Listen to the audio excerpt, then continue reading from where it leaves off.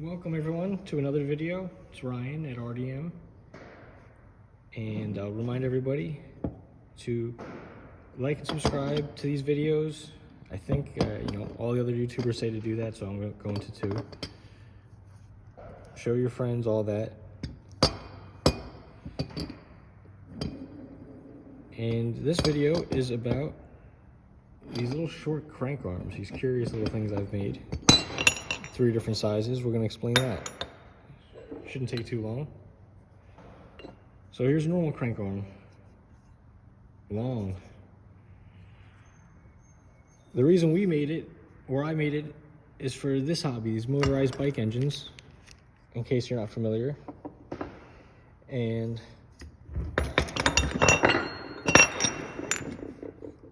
as these engines have gotten increasingly larger and larger, we fit these clutches on now. The pedal arms started to interfere. They used to maybe wrap around the engine. You imagine the crank is down here and the engine's mounted in the center. But now we're just hitting stuff and there's no avoiding it on both sides. And then you can't ride the bike. So one solution, and some people have done it, is get really long spindles so then the crank arms then do, again, clear everything. But I think that makes the bike real awkward, having the spindle for the bottom bracket be so long. So another solution is have the arms be so short they simply go underneath. And of course you're going to lose pedal power, so you don't want to make them too short if you don't have to, but if you have to, you have to. Therefore, we've made them in 3 different sizes. 75 millimeter, or 3 inches from here to here. 100 millimeter, or 4 inches from here to here. Or 125 millimeters, or 5 inches from center to center. Now, if you want to measure from center to the end here, just add 3/4 of an inch, or 19 millimeter, from the center to here. And that's from the center line of this crank where my thumb is to the end. So for example, we're going to add 19 millimeters to 125. So that would be 144. That's the distance. Let's see if I'm telling the truth.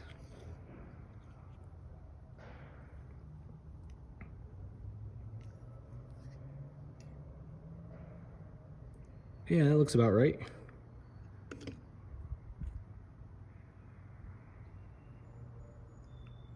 Yeah, okay. Maybe 18 millimeters. Maybe it was a little 1 millimeter much, but you get the point. Yeah, I'll take the 9/16, the larger thread size, the pedal size, not the small threads. One is left-hand thread, one is right-hand thread, as it should be.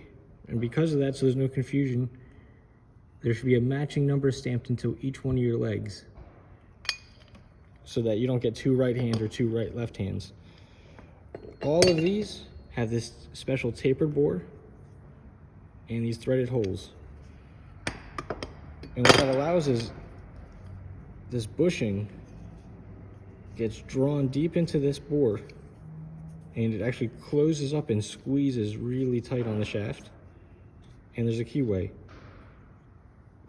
And since it has this symmetrical bolt pattern, on one thing you can have the keyway facing this way, and naturally on this one you can have this flipped 180 and have the keyway facing the opposite way, and there you go, you have your 2 crank things.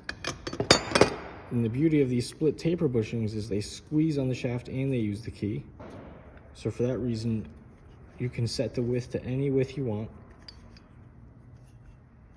And in addition, you have these other tapped holes in here, and you can drill other holes if you feel like you want more traction into these. I don't think it's necessary. And you would bolt the sprocket to this. You can use washers to space the sprocket out, or bolt it directly to this and just have longer bolts. It's your choice. I don't include these bushings because these are a universal part, as common as a standard size ball bearing. You can get these from McMaster-Carr, Granger, eBay, Amazon. It just takes a 22mm shaft. And these are these H-style bushings. I have on the listing some more explanation of where to get those. And I got this one from Amazon for $13 free shipping. Again, it takes a 22mm keyed shaft, which you can get standard anywhere from Granger, McMaster-Carr, anywhere that sells shafting. Standard size keyway made for that shaft. And it all holds together. You don't need any end bolts. So whenever you determine the axle, the length of the bottom bracket spindle, you just hacksaw it, cut it, whatever you need to do to cut it to the length you need. We chose 22mm because BMX sprockets, they come with a 22mm board, or at least an adapter to fit one, so you're all set there with the sprocket size. You just need what's called a drive dog, one of these bolts to rotate the sprocket. The sprocket will locate on the shaft. Same thing with the bottom bracket itself, the bearings. Those are standard. You can go and find those anywhere from all sorts of manufacturers. That's a very common size for BMX or other bicycle bottom brackets. So essentially all I'm supplying is this pair of arms for whatever given size you choose to order. Nothing more, nothing less. These threads are all M6 threads.